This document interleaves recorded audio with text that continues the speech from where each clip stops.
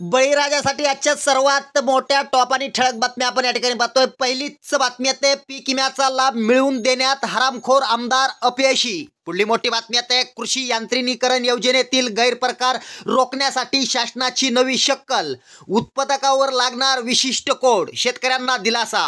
पुढली मोठी बातमी आहे, काय सांगता विहिरीसह अनुदान देखील चोरीला, तत्कालीन व्हिडिओसह 5 जणांवर गुन्हा दाखल।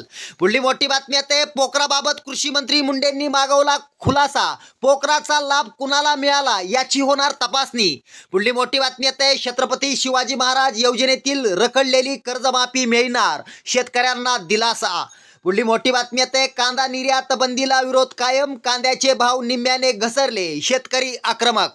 पुढली मोठी बातमी आहे, पंकजा मुंडे उतरणार रस्त्यावर, ऊसतोड मजुरांच्या मागणीसाठी करणार आंदोलन। पुढली मोठी बातमी आहे, परभणीत 3,88,000 हेक्टरवरील पीक विमा काढला।